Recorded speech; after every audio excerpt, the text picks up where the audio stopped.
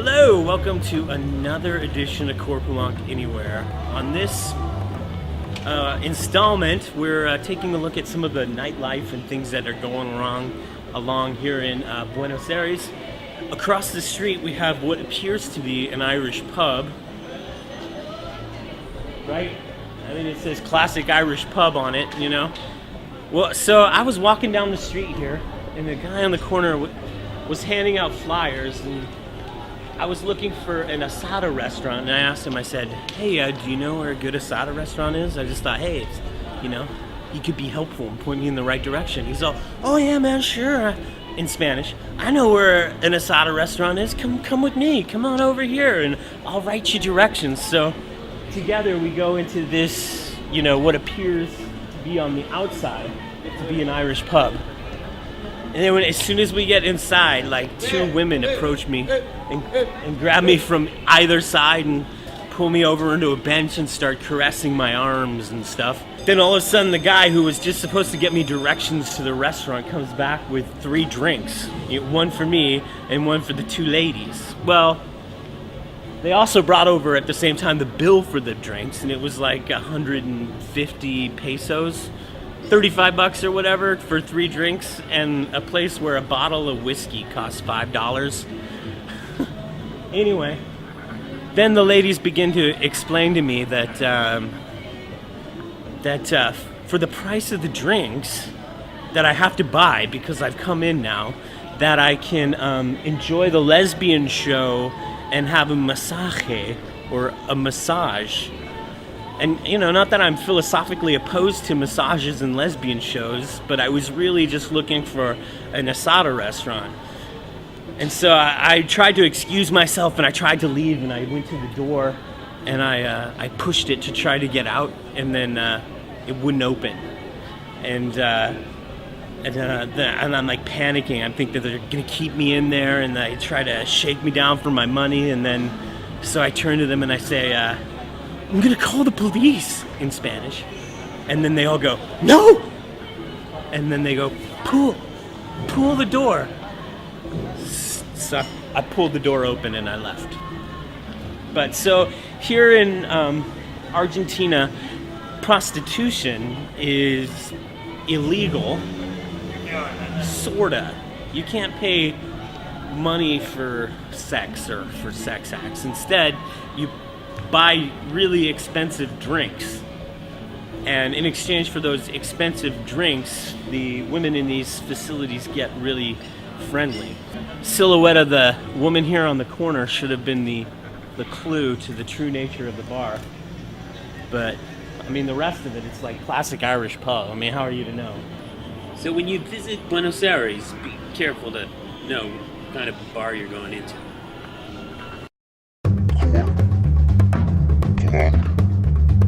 Anywhere.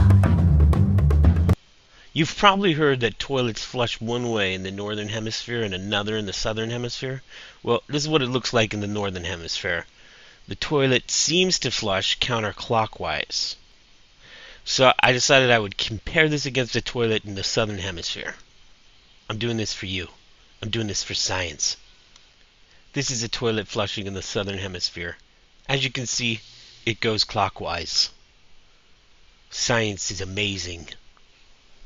This is the airplane bathroom sink as we flew over the equator. As you can see, it just seems to kind of go straight down. What causes this is the Coriolis effect, because the Earth is spinning. Pallanck. Anyway, look it up. Anywhere.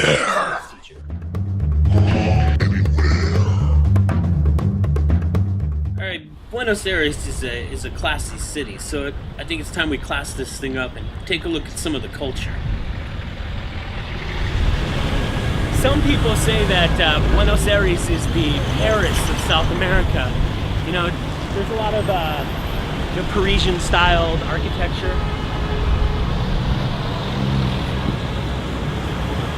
And it's just a really beautiful cosmopolitan city. Behind me is the obelisco. It's a national symbol, and in particular, it's a symbol for the city of Buenos Aires. Later on, I'll do a meaningful voiceover explaining the history of this this monument here. I'm a little shoddy with my research though. The obelisk of Buenos Aires is in the center of the Plaza de la República. It was erected in 1936 to commemorate the 4th centenary of the city of Buenos Aires. Bien, bien. Gracias. Gracias. We're here this evening across from the Obelisco here in Buenos Aires, where there's going to be a free tango show tonight, where they've set up 8,000 seats for the people here in Buenos Aires to enjoy the show. Tango is a very important part of the culture here in Argentina and in Buenos Aires in particular. I picked up my own little hat. This is very typical of the tango style, so like, I still don't know how to tango, but I got the hat. That's step one.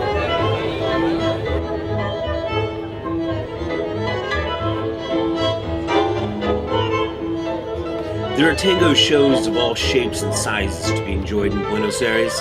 This production beneath the Obelisco in the Plaza de República is one of the larger spectacles.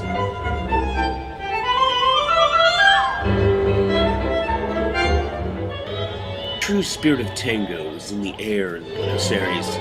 It's alive in the streets. It is alive in the hearts of the people who join together in a timeless, rhythmic embrace and dance the cares of the world away.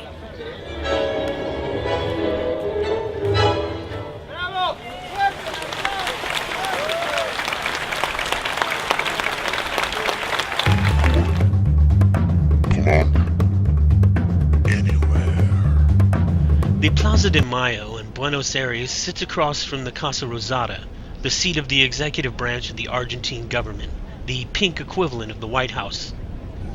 Every Thursday, the Asociación Madres de Plaza de Mayo, or the Mothers of May Plaza, gather to remember their children who were disappeared, victims of the dirty war waged during the dark years of Argentina's military dictatorship between 1976 and 1983. For over 30 years, the mothers have come together to fight to be reunited with their lost children. The military claims that more than 9,000 of the political activists and their family members that were abducted remain unaccounted for. The mothers believe the true number is closer to 30,000. Many of the abducted were children or infants that were given to families sympathetic to the government of the dictatorship.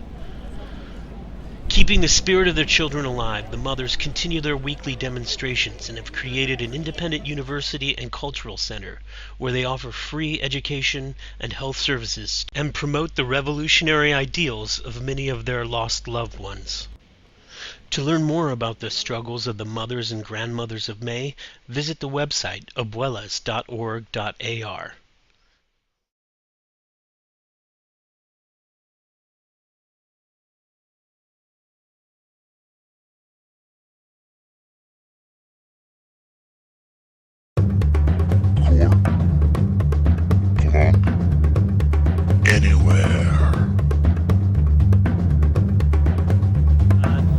This episode finds me in Mendoza, Argentina, which is a region here in Argentina that's famous for producing wines. As you might be aware, the whole concept of this travel experiment, this open-ended travel experiment, Cor Pallanck Anywhere, is that I will go anywhere in the world to explore whatever you want me to. But to do that, you need to tell me where to go, and you need to help me to get there. So we're working on it. I still haven't tried pimping myself on the interwebs yet. I'm looking for ideas for you. So if you know of anywhere super interesting that you think I should visit, please let me know, and then I'll try to get other people to send me money to go there. I mean, it doesn't have to be the same person with the idea and the money, but if enough people are interested in me going to look into something, then it can work out. So it can be something serious, some sort of issue in the world that needs to be delved into, like the plight of the indigenous peoples in the Amazons fighting the oil giants. Or it could be, a really great party that you think that I need to go there and be a borracho at. I'll do it all for you. So that's what Cor Pallanck Anywhere is. Today we're here at the, how do you say this? Sichin. Lia Sichin. This is our tour guide today. Family Sichin. Oh, the Sichin family. And it's totally organic, right? Full organic. full organic, and they don't use sulfides. Is that what you were saying? Copper sulfate they use. Oh, they use but a little. A little bit on. Okay. So they use a little bit of copper sulfide. That is a natural mineral and it doesn't affect to the organic way of working. But I'm sure you heard that. Here on this farm, they use a method of farming called biodynamic, which is, there's a little voodoo involved. This method was started by Rudolf Steiner, who was a famous sort of occult philosopher and stuff from in the 20th century. And basically, so they use totally organic methods here, but they also do this weird little voodoo thing where they have a vat of water that they do some weird stuff with. So there's like faith magic stuff going on in it too. Apparently this stuff is really good. Es un poco mágico. The magic thing of this is that sometimes they make the harvest in certain moons. Yeah, They have the moon, they make the harvest, they pick the grapes at night. Oh yeah. With a very big full moon. Because we really know nowadays when the grape is ready because it has the ideal sugar level. It's a very young wine, a fresh wine, fruity. It's easy to drink. It's very suave. Necesito, little suave. Lo que nos permite ver el color del vino. It's got intense color of red. No se toma directamente. Segunda It's cloudy, información, don't drink that shit. ¿Sí? Taste Para it with all your degustar, para mouth. sentir el sabor. Respiren por nariz para percibir. Breathe it into your nose. Breathe out the air. Or breathe it out your nose. Para descubrir el aroma, el sabor del vino. ¿Sí? Discover the Bueno, flavor and smell y of salud, the chicos, para wine. todos. Hey, we're at our second stop here on our tour of the wine country of Mendoza. And we're actually not at a winery. They did a bit of a bait and switch on us. I thought we were going to 3 wineries, but apparently it's only 2 wineries and 1 olive oil-teria, or whatever you call a place that makes olive oil. En primera instancia, vamos a recibir las aceitunas I don't know en una about you, habitación but acá al personally, lado. Se van a- I'm not too interested in how olive oil is made. Tienen nombre Don't get me wrong, I carísimo, like son para olive las uvas oil. más I pequeñas. just thought I was going to be on a wine tour. Plus, I mean, there's other things I'd rather be doing. My Spanish isn't that good, but there's like 3 different main, and I wasn't paying total attention, but there are 3 main types of olive oil. There's the extra virgin, which takes a whole bunch of olives to make. There's virgin, and then there's just plain olive oil. And now we're gonna go inside where we'll get to taste the wonder that is olive oil. You know, the olive oil was way better than the tour, and they make this really awesome olive paste too. So if you get a chance, I would recommend hitting up the olives and olive oil, but maybe skipping the tour unless that's your thing. We also went to another winery that was a little more industrial in scale. They crush the grapes. They put them in here with some of their magic sauce to make it ferment and turn into wine. This is the first stage where they make the young wine, and then after that they put it in these barrels to age here in these temperature-controlled rooms to produce that superior quality vino. Of course, the best part of any wine tour is actually sampling the wine. It's not to drink, it's testing. So Yeah, you drink already. I'm testing it. I need to test it twice. 2 times. I see, yes, because of the size. Yes, yeah. She just said, yes, because of your size. That's one thing about Argentine culture. It's still fruity. They'll just come out right and tell you how fat you are. I feel like Tiny Tim. Can I have some more, please? Next, our guides told us that they had a special treat for us and were taking us to a secret location. So apparently they have fine artisanal chocolates here and also absinthe. So I think I may be glad that I didn't buy a bottle of wine, which I could get anywhere, and I could buy a bottle of absinthe here.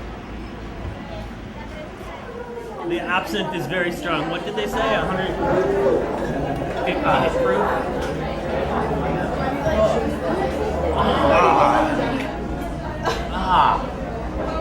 You're supposed to drink it with water and sugar. Once again, we saw the sign out front, but I don't think the sign really conveys what this place is. They make like all sorts of weird sweet things and chocolates and really interesting liqueurs with exotic ingredients. We'll take a look at some of the bottles. When you're in Mendoza, be sure to come by A La Antigua and enjoy the many weird yet delightful delicacies they offer here and the special liquors. They were muy deliciosa.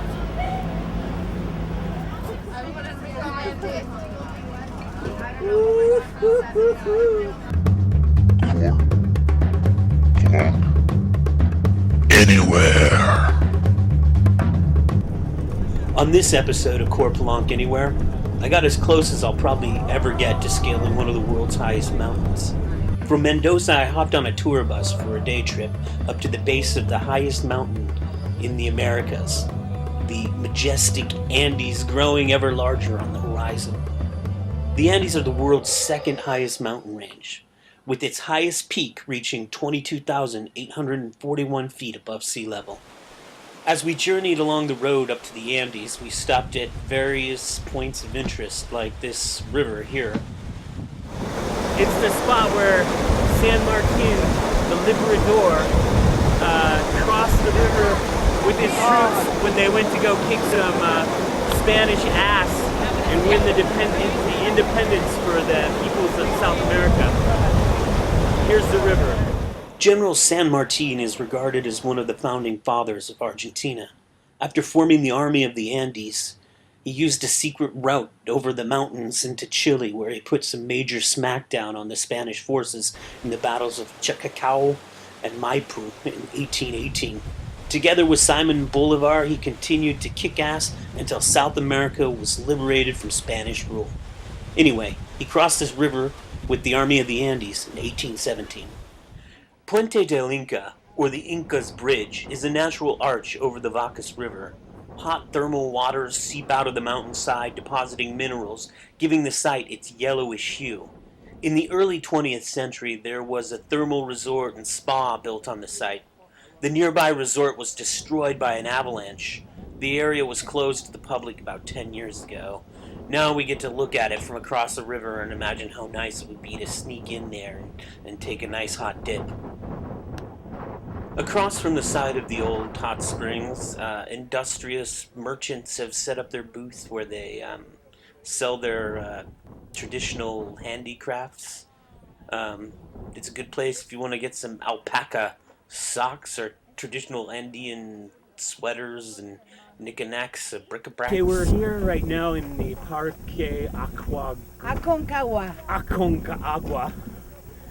Underneath this beautiful mountain. What's the mountain That's called? it, Aconcagua. Oh, that is La Montaña Más alta. Aconcagua. La más alta de América. Oh, it is the highest mountain in America in total. But I'm speaking Spanish. In all of America, north and south, central, this is the highest mountain. Right now, we're up here where the oxygen is lower.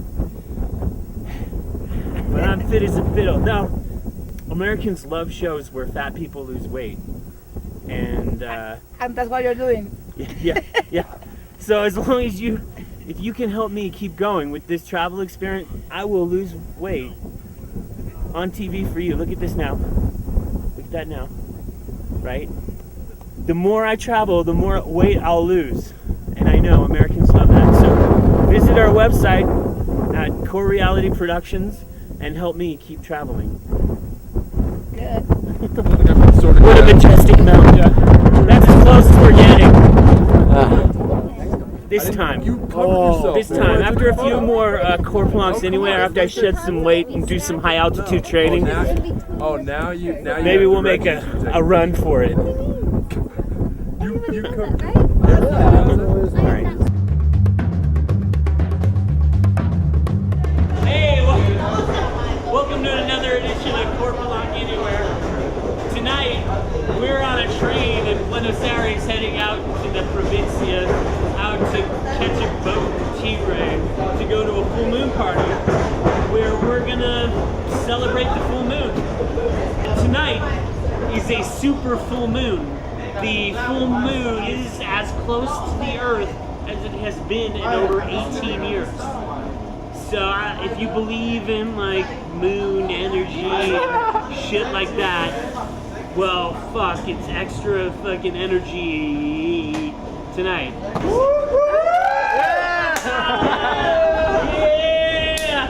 See, we've just connected with some porteños on the train. And we're going to the full moon party. In Tigre on the island as well. Or as they say in Spanish, también. Tigre is a town about 17 miles north of the city of Buenos Aires. Changing alcohol right now. What's that, man?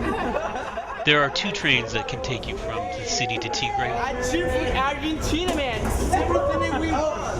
One is really cheap. It's a commuter train that will take you right to downtown Tigre for about 30 cents. The other is a tourist train, the Tren de la Costa, and will cost you about $8. We chose the cheap train, the Mitre line, which obviously had a very liberal drinking policy. It's okay. In Central North, South America, we're all together, man. Todos Americanos! Todos Americanos! That's the way we call them, man. Joy Pon. Super Poncho is the poor man's Super Poncho. Who's from Costa Rica? Us. I'm from fucking Costa Rica. We're going to the Puerto de Frutos. Puerto de Frutas, right? Yeah. For our voyage to some island where we're gonna party under the full moon. We're in Tigre, part of Argentina. He's an Argentinian in here. But have you ever seen a psychedelic circus? Those innocent fun games of the hallucination generation? Okay. Oh shit.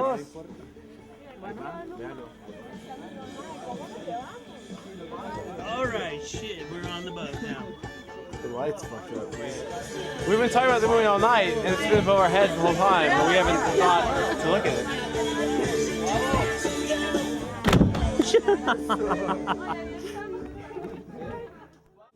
Aboard a small boat, we embarked on a mysterious ride through the Parana Delta, heading out to some island in the darkness in search of good music and good times under the glow of the full moon.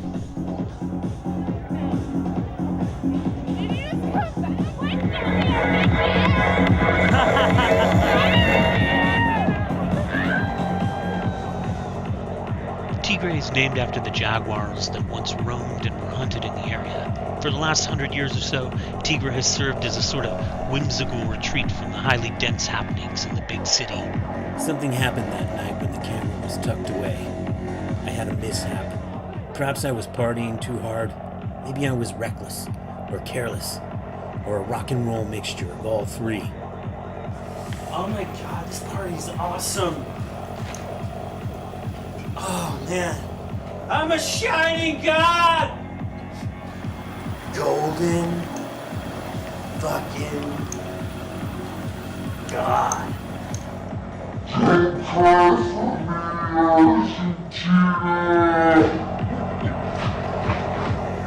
I think I broke my leg. Or maybe it was more like this. Hey guys, wait up! Oh!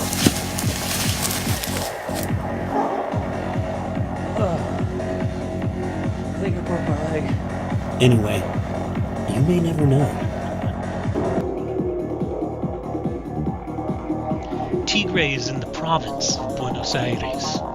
The city of Buenos Aires is kind of like Washington, D.C., as it's the federal capital of Argentina, the Capital Federal. Its official name is Ciudad Autónoma de Buenos Aires, or translated the autonomous city of Buenos Aires. Surrounding the city of Buenos Aires is a province of the same name. A province is kind of like a state. We had a blast in Tigre, getting our wholesome groove on under the full moon.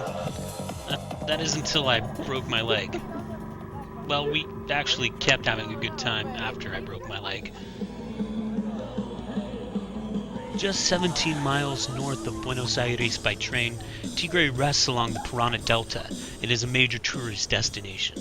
The delta is host to an archipelago of wooded islands, chock full of cabins, resorts, campsites, and there's even an amusement park.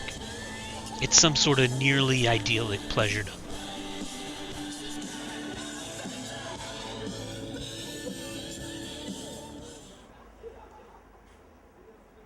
We went out to Tigre and had a great time.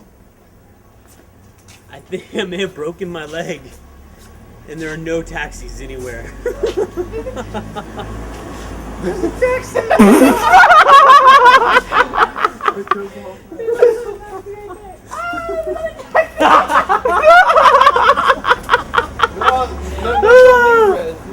Oh God, it hurts so much.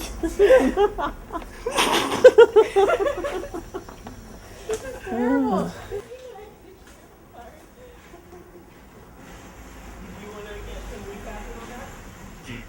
We had a great full moon party. Tigre is beautiful. I had no idea how beautiful and cool it is. Like, seriously, all the crappy touristy shit we did, like, on this trip and all the damn tours and shit. Whatever. You come to Buenos Aires, get out to Tigre. Just try not to break a limb while you're doing it.